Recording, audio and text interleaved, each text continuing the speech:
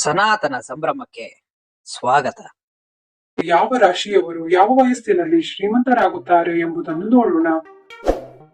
ಮೇಷರಾಶಿಯ ಜನರು 19, 28, 37 ಮತ್ತು 55ನೇ ವರ್ಷಗಳಲ್ಲಿ ಇವರು ಇದ್ದಕ್ಕಿದ್ದಂತೆ ಹೇರಳವಾಗಿ ಹಣವನ್ನು ಪಡೆಯುವ ಸಾಧ್ಯತೆ ಇದೆ ಎಂದು ಜ್ಯೋತಿಷ್ಯ ಶಾಸ್ತ್ರದಲ್ಲಿ ಹೇಳಲಾಗಿದೆ. ಮೇಷರಾಶಿಯವರು ತಮ್ಮ ಸ್ವಂತ ಪರಿಶ್ರಮದಿಂದ ಮಾತ್ರ ಹಣವನ್ನು ಗಳಿಸುತ್ತಾರೆ. ಹಣವನ್ನು ಗಳಿಸುವುದಕ್ಕೆ ಇವರು ಅಡ್ಡದಾರಿಯನ್ನು ಎಂದಿಗೂ ಬಳಸುವುದಿಲ್ಲ.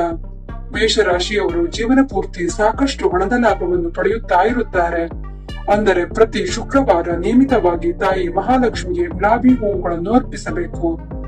ವೃಷಭ ರಾಶಿ. ಈ ರಾಶಿಯ ಜನರು ತುಂಬಾ ಶ್ರಮಜೀವಿಗಳು ಆಗಿರುತ್ತಾರೆ. ತಮ್ಮ ಕಠಿಣ ಪರಿಶ್ರಮದಿಂದ ಮತ್ತು ಹೆಚ್ಚಿನ ಪ್ರಯತ್ನದಿಂದ ಹಣವನ್ನು ಪಡೆಯುತ್ತಾರೆ. 29ನೇ ವರ್ಷ, 38ನೇ ವರ್ಷ ಮತ್ತು 56ನೇ ವರ್ಷಗಳಲ್ಲಿ ಹಣವನ್ನು ಪಡೆಯುವ ಸಾಧ್ಯತೆಯು ಬಲವಾಗಿ ಇರುತ್ತದೆ. ಇವರು ತಮ್ಮ ಸಂಗಾತಿಯಿಂದ ಹಣವನ್ನು ಪಡೆಯುವ ಸಾಧ್ಯತೆ ಹೊಂದಿರುತ್ತಾರೆ. ಅಂದರೆ ಹೆಂಡತಿಯ ತವರು ಮನೆಯಿಂದ ಆಸ್ತಿ ಅಥವಾ ಉಡುಗೊರೆ, ಹೀಗೆ ಈ ರಾಶಿಯವರು ಸಂಪತ್ತಿನ ನಿರೀಕ್ಷೆಯನ್ನು ಮಾಡಬಹುದು. ಮಿಥುನ ರಾಶಿಯವರಿಗೆ 27, 36, 45 ಮತ್ತು 57ನೇ ವರ್ಷಗಳಲ್ಲಿ ಆಕಸ್ಮಿಕವಾಗಿ ಧನಲಾಭವಾಗುವ ಸಾಧ್ಯತೆ ಹೆಚ್ಚು ಇರುತ್ತದೆ. ಮಿಥುನ ರಾಶಿಯವರಿಗೆ ತಂದೆಯ ಕಡೆಯಿಂದ ಆಸ್ತಿ ದೊರೆಯುತ್ತದೆ. ಮಿಥುನ ರಾಶಿಯವರು ಅವರ ಸ್ವಂತ ಪ್ರಯತ್ನದಿಂದ ಅಪಾರ ಹಣವನ್ನು ಗಳಿಸುತ್ತಾರೆ. ಆಂಜನೇಯನಿಗೆ ಮಂಗಳವಾರ ಮತ್ತು ಶನಿವಾರ ಸಿಂಧೂರವನ್ನು ಅರ್ಪಿಸುವುದರಿಂದ ಈ ರಾಶಿಯವರಿಗೆ ತುಂಬಾ ಶುಭ ಫಲವನ್ನು ಕೊಡುತ್ತದೆ. ಕರ್ಕಾಟಕ ರಾಶಿ.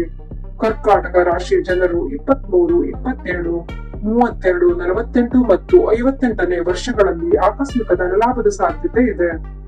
ಈ ರಾಶಿಯವರು ಅತ್ತೆ ಮನೆ ಕಡೆಯಿಂದ ಬೆಂಬಲ ಪಡೆಯುವ ಸಾಧ್ಯತೆ ಇದೆ. ಈ ರಾಶಿಯವರು ಲಕ್ಷ್ಮೀ ದೇವಿಗೆ ನಿಯಮಿತವಾಗಿ ಸುಗಂಧವನ್ನು ಅರ್ಪಿಸಬೇಕು. ಇದರಿಂದಾಗಿ ಈ ರಾಶಿಯವರಿಗೆ ಎಂದಿಗೂ ಹಣದ ಕೊರತೆ ಕಾಣುವುದಿಲ್ಲ. ಸಿಂಹ ರಾಶಿ. ಸಿಂಹ ರಾಶಿಯವರಿಗೆ 28, 32, 50 ಮತ್ತು 60ನೇ ವರ್ಷಗಳಲ್ಲಿ ಆಕಸ್ಮಿಕ ಧನಲಾಭ ಆಗುವ ಸಾಧ್ಯತೆ ಇದೆ. ಇವರು ತಮ್ಮ ಸ್ವಂತ ಪರಿಶ್ರಮದಿಂದ ಹಣವನ್ನು ಗಳಿಸುತ್ತಾರೆ. ಈ ರಾಶಿಯವರು ಲಕ್ಷ್ಮೀ ದೇವಿಗೆ ನಿಯಮಿತವಾಗಿ ಹಸಿರು ಏಲಕ್ಕಿಯನ್ನು ಅರ್ಪಿಸಬೇಕು. ಅದರ ನಂತರ ಅದನ್ನು ಪ್ರಸಾದ ಎಂದು ಸೇವಿಸಬೇಕು. ಇದು ಹಣಕ್ಕೆ ಸಂಬಂಧಿಸಿದ ತೊಂದರೆಗಳನ್ನು ತೊಡೆದುಹಾಕುತ್ತದೆ. ಕನ್ಯಾ ರಾಶಿಯ ಜನರು ತಮ್ಮ ವ್ಯಾಪಾರ, ನೌಕರಿ ಮತ್ತು ಜೀವನ ಸಂಗಾತಿಯ ಮೂಲಕ ನಿಯಮಿತವಾಗಿ ಹಣವನ್ನು ಪಡೆಯುವ ಯೋಗವನ್ನು ಹೊಂದಿದ್ದಾರೆ. ಈ ರಾಶಿಯವರು 15, 24, 35 ಮತ್ತು 42ನೇ ವರ್ಷಗಳಲ್ಲಿ ಅಪಾರ ಸಂಪತ್ತನ್ನು ಪಡೆಯುವ ಸಾಧ್ಯತೆ ಇದೆ. ಕನ್ಯಾ ರಾಶಿಯವರು ಬೆಳ್ಳಿಯನ್ನು ಧರಿಸಿ ನಿತ್ಯವೂ ಶಿವನನ್ನು ಪೂಜಿಸಬೇಕು. ಅವರಿಗೆ ಜೀವನದಲ್ಲಿ ಎಂದಿಗೂ ಹಣಕಾಸಿನ ತೊಂದರೆ ಆಗುವುದಿಲ್ಲ. ತುಲಾ ರಾಶಿ. ತುಲಾ ರಾಶಿಯ ಜನರು 16, 34, 42 ಮತ್ತು 51ನೇ ವರ್ಷದಲ್ಲಿ ಸ್ತ್ರೀ ಕಡೆಯಿಂದ ಹಣ ಬರುವ ಯೋಗಗಳು ಇರುತ್ತದೆ. ಈ ರಾಶಿಯವರು ನಿಯಮಿತವಾಗಿ ಸೂರ್ಯ ದೇವರಿಗೆ ನೀರನ್ನು ಅರ್ಪಿಸಬೇಕು. ಇದರಿಂದಾಗಿ ನಿರಂತರವಾಗಿ ಹಣ ಇವರ ಕೈಗೆ ಸೇರುತ್ತದೆ. ಆದಾಯ ಮತ್ತು ಖರ್ಚು ಇವೆರಡನ್ನು ಈ ರಾಶಿಯವರು ಸಮತೋಲನವಾಗಿ ನೋಡಿಕೊಳ್ಳುತ್ತಾರೆ. ನಿಶ್ಚಿತ ರಾಶಿಯ ಜನರು ಚಿಕ್ಕಪ್ಪ ಅಥವಾ ತಂದೆ ಕಡೆಯ ಸಂಬಂಧಿಕರಿಂದ ಹಣ ಪಡೆಯುವ ವಿಶೇಷ ಯೋಗವನ್ನು ಹೊಂದಿರುತ್ತಾರೆ. ಇವರು ತಮ್ಮ 35, 44, 53 ಮತ್ತು 63ನೇ ವರ್ಷಗಳಲ್ಲಿ ಹಣವನ್ನು ಪಡೆಯುವ ಹೆಚ್ಚಿನ ಅವಕಾಶಗಳನ್ನು ಹೊಂದಿರುತ್ತಾರೆ. ಈ ರಾಶಿಯ ಜನರು ಗಣೇಶನನ್ನು ಗರಿಕೆಯಿಂದ ನಿತ್ಯವೂ ಪೂಜಿಸಬೇಕು ಮತ್ತು ಗಿಡಗಳಿಗೆ ನೀರು ಹಾಕಬೇಕು. ಹಣಕಾಸಿನ ನಂತರ ನಷ್ಟದ ಸಮಸ್ಯೆಗಳು ಬರುವುದಿಲ್ಲ ಮತ್ತು ಧನಪ್ರಾಪ್ತಿ ಹೆಚ್ಚಾಗಿ ಆಗುತ್ತದೆ. ಧನುರಾಶಿ. ಧನು ರಾಶಿಯ ಜನರು 36, 45, 54 ಮತ್ತು 63ನೇ ವರ್ಷಗಳಲ್ಲಿ ಸಂಪತ್ತು ಪಡೆಯುವ ಬಲವಾದ ಯೋಗವಿದೆ. ಈ ರಾಶಿಯವರು ತಾಯಿ ಮತ್ತು ತಾಯಿಯ ಕಡೆಯವರ ಸಂಬಂಧದಿಂದ ಹಣವನ್ನು ಗಳಿಸುವ ಸಾಧ್ಯತೆ ಹೆಚ್ಚು ಇದೆ. ಈ ರಾಶಿಯವರು ನಿಯಮಿತವಾಗಿ ಲಕ್ಷ್ಮೀ ದೇವಿಗೆ ಗುಲಾಬಿ ಹೂವನ್ನು ಅರ್ಪಿಸಬೇಕು. ಈ ರಾಶಿಯವರಿಗೆ ನಿರಂತರವಾಗಿ ಧನ ಲಾಭವಾಗುತ್ತದೆ. ಮಕರ ರಾಶಿ.